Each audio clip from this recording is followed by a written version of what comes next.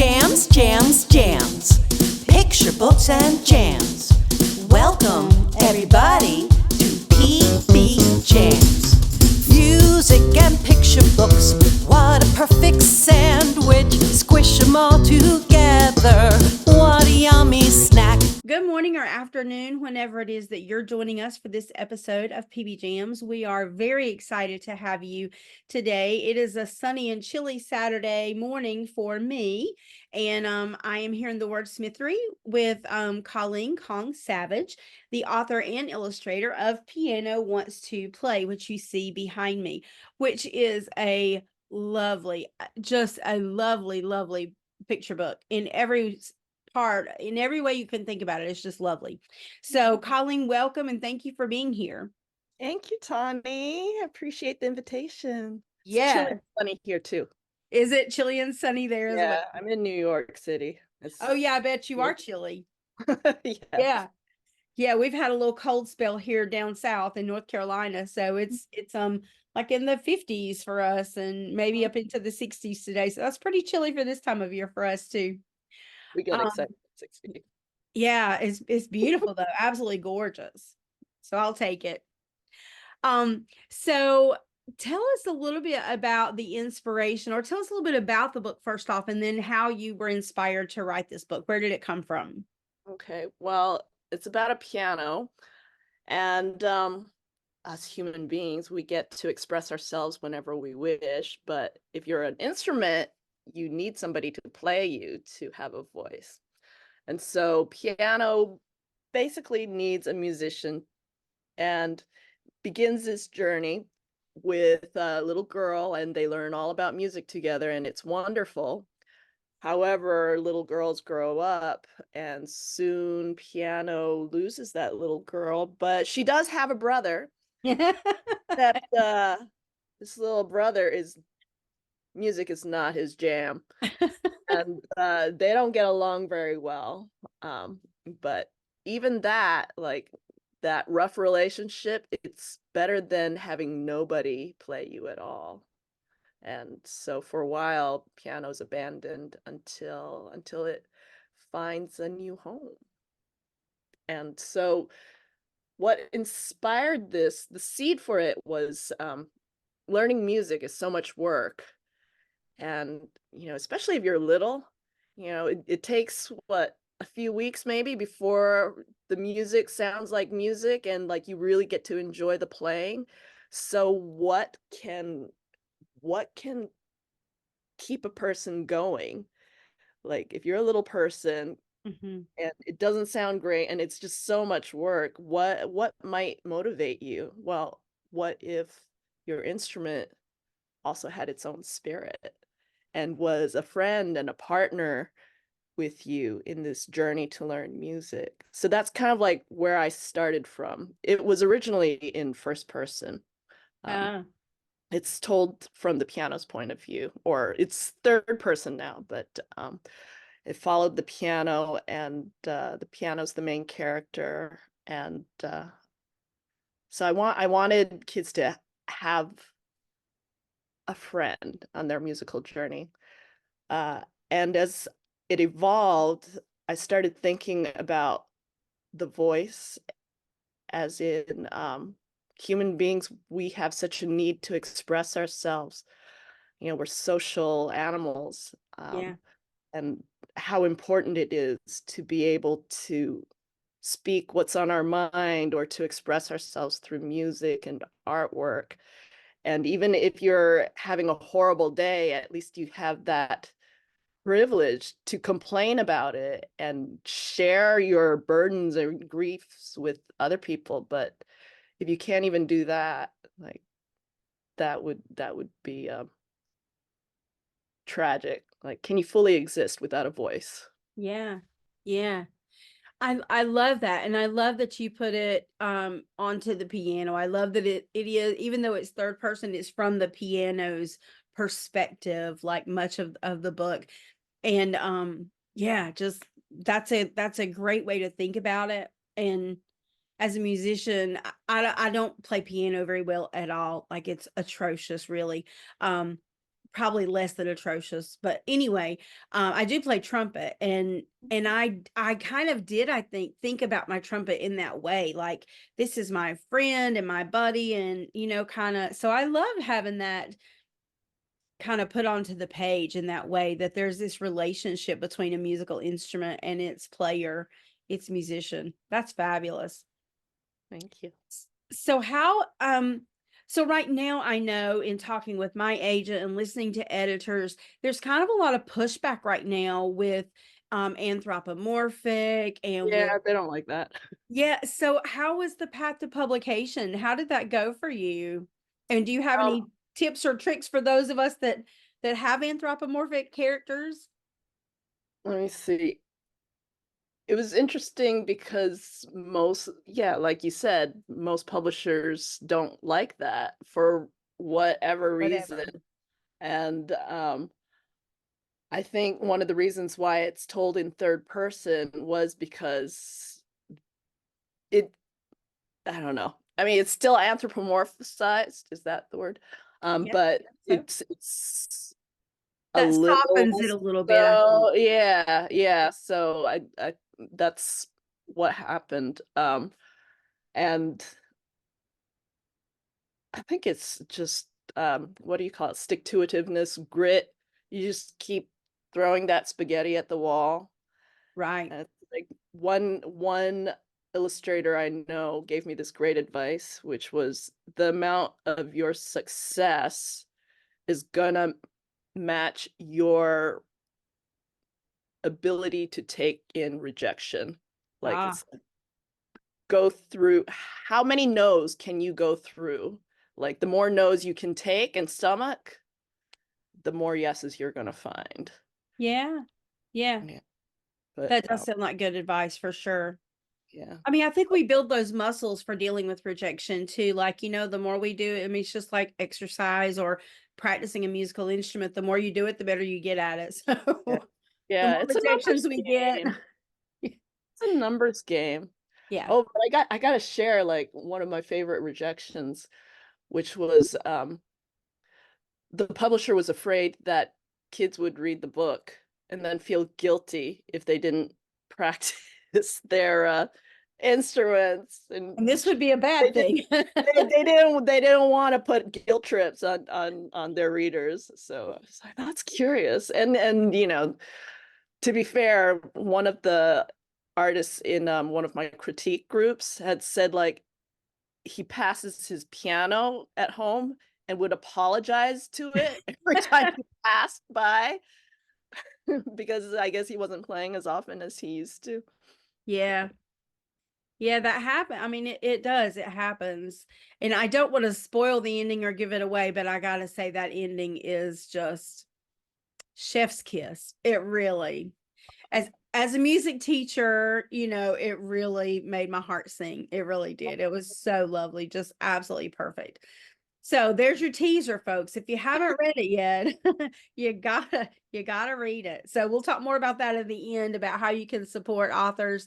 Um, Actually, I'm just going to go ahead and talk about it right now while it's on my mind, because I may forget at the end. But here's some ways. So not only can you go purchase the book, which if you're a piano player, if your kids are piano players, if you're a music teacher, if you have someone who is any of those things, then you're going to want to purchase the book. Just straight up, I'm just going to tell you. If that's not you, and maybe you think you're not going to want to purchase it, you at the very least need to go check it out from your library, request it at your library, check out the local bookstore, make sure they're carrying it, ask them to carry it if they're not. If you do read it, you can leave reviews on Goodreads, Amazon, Barnes and Noble. That is so helpful for authors, and it doesn't cost you but just a few minutes of your time. So just once you read it, just quickly go to one of those sites. Then you can just copy and paste if you want to do it in all three. I usually do all three, and I just copy and paste and do the same review for all three. So it doesn't have to take you a lot of time, but that is a great way to support authors. And the other way is just by simply sharing out the books that you love. And so this one you're going to want to share out with your local music teachers, your piano teachers in your area, your people who play piano or have kids who play piano, definitely you're going to want to share it with those. And there's probably going to be some other people when you read this book, you're going to go, oh, I know who would really like this book. So make sure you tell them, make sure you share it with them when you do. Anything you want to add to that piece before we move on, Colleen? No, that covers it. Okay. So make sure you're supporting the authors in these beautiful books. This one is so lovely. I really can't say enough good things about it. So having said that, let's talk about the musical connections in the book.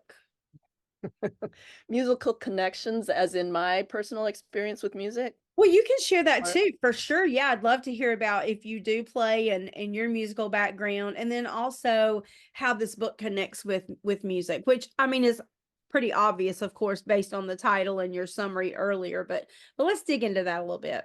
Okay. Everybody's experience with music is different. And, you know, some kids like sports, other kids hate gym, you know, and it's like some people love music, some people, you know, that's not their thing. And Right. so even though the little brother is kind of portrayed a little bit as a villain, it's not his fault. It's not his thing. And you Right. know, like my daughter plays piano, and she started when she was 3.5, Oh, and wow. I was wowed by her. You know, I remember her first recital, she's tiny little thing. And Yeah. she's playing at the grand piano. It was just she was part of a music school, and she's playing there, and she notices for the first time the piano is open, so she Uh-huh. can see all the strings and the hammers, I guess. Yeah. Watch her as she's playing, she's like peeking, and she does not miss a beat. And so, you know, I'm so proud of her. And then a few years later, she said she was gonna give up piano for the flute. And I was like, no, you can't. But at the same time, I wanted music to be something that always came from her. Like, Yeah. that if she was playing the piano, it was because she wanted to. Like, Right. I was already forcing her to do schoolwork. Like, I didn't want music to be something that was forced. I For wanted it to sure. be from love. Yeah. And you know, she eventually returned to piano. She plays a whole bunch of instruments now, and That's awesome. she does a lot of piano, and she directed her first musical production in her college, and I just, you know, could see on the monitor that she's like playing the piano for the musical as she's conducting at the same time. Right. Right. It That's made me amazing. feel good to see that. Yeah. Yeah. So do you play instruments yourself? I play piano poorly. I play like a beginner, and I've been playing for the past, I don't know, 40 years, longer than that.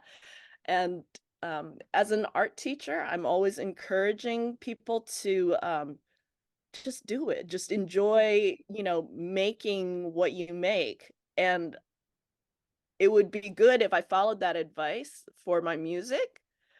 But at some point, my daughter got so good, and she keeps the piano in her room. And so I would hear her play. And Right. then suddenly I was too intimidated to play myself. So, Well, and I think as creatives, like I I don't know about you, but like there's so many things that I want to do, right? Like I wanna write and I mean, I'm not an artist either, like, but I enjoy getting my hands into stuff and doing things, even though I'm not good at it.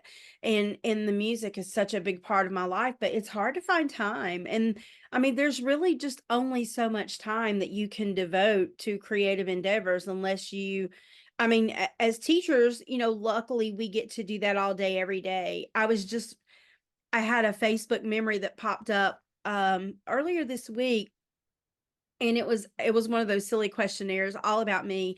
And it was like, what is something that used to be a part of your life that you don't have time for anymore and it makes you sad or something like that? And I had put music, and I was like, but now look, I'm doing music every single day, all day with my students. And even though I'm not really having time to play myself or performing anymore. Like there's still music is so much a part of my life now, and PB Jams and like all these ways that music has found its way back into my life. And so it's just amazing how life kind of works itself out that way, you know. Yeah, it's like you can't stay away from it. But at the same time, some of my friends, they choose to do something completely unrelated for work to save all that creative juice and creative energy for their work. So Yeah. it's different ways of approaching it. Yeah. For sure, all kinds of different ways. I love seeing how things like that come full circle though, and how it shows back up in your life in sometimes very different ways than what you would have anticipated. Yeah. Yeah. That is fabulous. So is she majoring in music then? No, she's majoring in applied mathematics. That's amazing. So she's kind of a Renaissance person. She, even in high school in New York City, we had, you kind of have to, it's almost like applying for college to get into like high school here in New York City. Oh, And she okay. she had gotten into the High School of Math, Science, Engineering, Oh, as well as High School of Art and Design, and everybody was like, math and science is the way to go. You want to be able to support yourself as an adult. And so she did that, and she did really well, but she was like, Mom, all my friends are artists. yeah. And so the next year she transferred to art and design, and she got in with architecture, but she's like, I think I'm going to do cartooning instead because architecture is sucking my soul dry. So she went from cartooning in high school to applied mathematics in college. And she loves math. She does love math, Yeah. but she can't stay away from music either. So, Yeah. But that's exactly it. Like we have to just find those little pathways to do the things that we love, the things that don't suck our soul dry, right? Like even if we have a day job that does that, not everybody can, sing and dance and make art with kids all day. So, if you have one of those jobs that is not fulfilling that creative part of you, then I think it's so important to find some way that you are getting those creative juices flowing. yeah, yeah. I love the lesson planning part actually for that in itself is kind of an art. Yeah. Like what will work with a whole bunch of like people who are at whatever level of art Yeah. that they're at. Yeah, and I love the so well, just like PB Jams, one of my favorite things about doing this is taking your book and finding all these cool things that you can do with it, the things that you can teach from it in the classroom and things that music teachers could do with it that make it, fun and meaningful. And like I love that synthesis of putting things together that maybe other people wouldn't think about putting together. Like I love that part of it. It's kind of like a little puzzle, Yes, for me. Yeah. yeah, Yeah. exactly. That part Yeah, is super fun. yeah, I agree. I Yeah. agree. And Yeah. so I had actually been thinking of like things that you can kind of tease out from Piano Wants to Play. The publisher likes to put together like a teacher's resource guide. Yeah. Yeah. I don't think they've finished the one for Piano Wants to Play yet, or at least they haven't told me, but they had, asked me to brainstorm with them, and I'm actually doing a read aloud at Barnes and Noble here Oh, in New York City on the 13th. Yeah, is that next week? That's next week, isn't yes, it? it is. Oh yeah. Yes. um, like I want to do a freeze dance Oh, with fun. Yeah. yeah, except I'm so anti-competitive. I hate being competitive. So it's like rather than freeze and if you move, you're out, it's like it's turned into a every time we freeze, like I tried this out with my kindergartner, my class, I would yell out, happy freeze, and everybody would freeze in this like joyful pose and then play the music again. It's like sad freeze and Oh, I love that. angry freeze, and it's very amusing if you're an adult too. So, you know, I'd be doing that with like piano music in the background. And you know, my thought is arts is about expression. So here's another way to express yourself and have Yeah, fun. And so and you know, piano wants to play is about expression. it is. Yeah, yeah.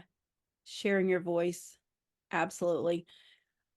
Um, gosh, we could talk about this all day. Um, what I don't know. Is there anything else you want us to know about the book? I want to get to what's coming next for you and what you're working on. But before I get to that, I just want to make sure you've had a chance to say anything that you want to say about this book. Is there anything else you want to share with us? Um no, I think I got to say what I wanted to Okay, say. good. Good. So let's talk then about what's coming next for you. What's in the works? Do you have anything in the pipeline? Also, any big events that you have coming up that you want to let folks know about? Yeah.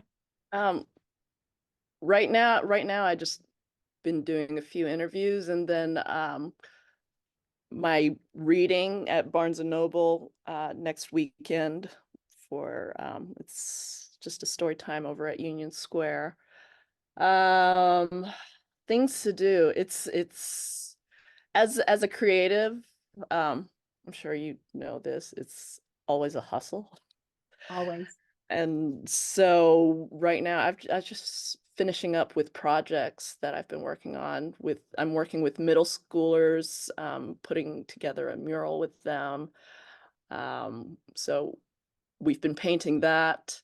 Um, Working with my kindergarten through second grade after school program. We're gonna be putting together our art show and invite the families to come see what we've been doing all year. That's Um, awesome. and recently I signed on to do somebody else's book, Nice. Fortune Cookies for Everyone. I think that's the working title right now. And so there are so many things about fortune cookies I have learned. I And bet. and the biggest one, I keep telling everybody this.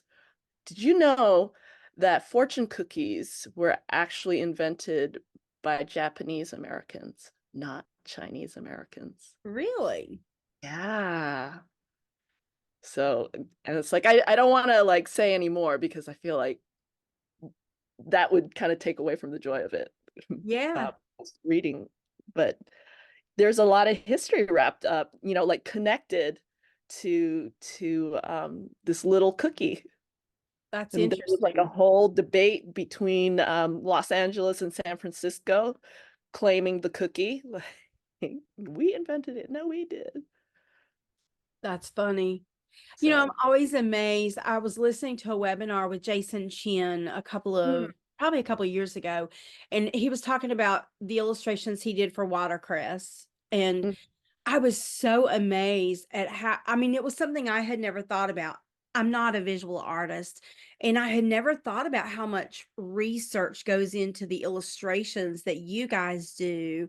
Like I had never, like, I guess I just thought you would read the words and just draw the pictures. And I mean, I had no idea. And he was talking about the hours and hours and the meticulous research that he had done, and just how much thought went into every single illustration.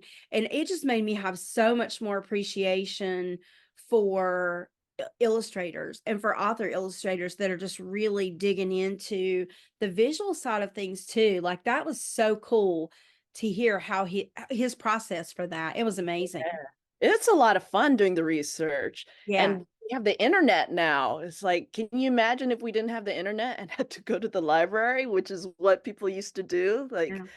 I took an illustration class a long time ago from old school illustrator, and he had us go to the New York Public Library, and there was like just a whole section of just all these folders with images cut out and flip, you know, like, oh, trees, and then you open up the folder full of whatever trees. Whereas now you just like tap at your computer and your references are there. Yeah. I did The Turtle Ship. That was my very first book that I illustrated, and that was Korean history in, I think it was the 1600s. Oh, wow. So I also got to go over to the Korean Cultural Center and Oh, look up their books on like the clothing that was worn, by different types of people, if you're yeah. royalty versus like the common person, and what kind of boats, I had to look up what a turtle ship looked like and try to figure out where are the openings, how do people get into that boat, and I it's love that. fun. Yeah, so Nerd fun. out. It's just amazing. I mean, these are the things that I think every job has things that people don't realize that are like behind the scenes, and everybody will think, like my job, they'll go, "Oh, it'd be so much fun to sing and dance with kids all day," and they have no idea about all the and it is fun, right? Like I love Yeah, my job. yeah, But yeah. there's also all this other I stuff that they have know. no idea. But I I think know. every job is like that, right? Yeah, And so yeah. I think that's one great thing, even about like this show, is that people get to hear about your process and like the things that they wouldn't have thought of that go into, and all the thought that goes into picture books, and sometimes how long it takes. People are always amazed by what a slow process publishing is. I don't understand how people can not know that it's so slow. Because drawing, like most people, they talk about drawing when you say like, I'm an artist. Oh, I can't draw a thing. I can do stick figures. So I would imagine they understand the effort that goes into creating images, let alone what, 30 images for your book Yeah, or many pages it is. yeah, But everything is so fast these days yeah. with computers, and in my graphic design work, it's like, can we have it 2 days ago? Tomorrow. It's like we actually needed it like yesterday. Yesterday, yeah. Try and do it today. I think we are spoiled with the instant society that we live in, and we do expect things to happen so quickly. But I also think that people that are not in publishing, like if they don't, just lay people that are just buying books off the shelf, like they have no idea how much it takes. I mean, my best friend, she and I've been sharing voice messages back and forth, and so I've been sharing a lot of the process with her as my book very slowly moves through the process, and she keeps saying, I had no idea it was this involved. I had no idea how much happens behind the scenes between here and here. It just seems so simple that, oh, you wrote a book, and oh, somebody's going to draw the pictures, and then we're going to print it, and it's going to be on the shelves. Like it seems like it should be simple like that, and it's so not simple like Yeah, that. I know. And it's like, it's 500 words. How much work could that Yeah. be? And it's a collaboration Yeah. too. There's so many people involved. Yeah. Yeah. So many. So many. Well, your book is lovely, and I thank you so much for joining us today and talking process and music and all the wonderful things. Um, and to my viewers and listeners and watchers, thank you so much for being here. And I just honestly, I get teary at the end of this book every time I read it, and it's just so lovely. So please make sure that your school libraries carrying it. Give a shout out to your media specialist at your school. Make sure they have it. The kids are going to want to read this book. So so many people are going to want to read this book. So get this information out to them, share this episode with them, share the book with them. And thank you for being here for PBJamz. Thank you, Colleen. Best wishes to you as you continue on with Piano Wants to Play and all your other amazing work. Thank you again for being here. Thank you, Tani. I really appreciate it. It's been a fun chat. Yes. We will see you guys next time for PBJamz. PBJamz, reading, writing, teaching. PBJamz.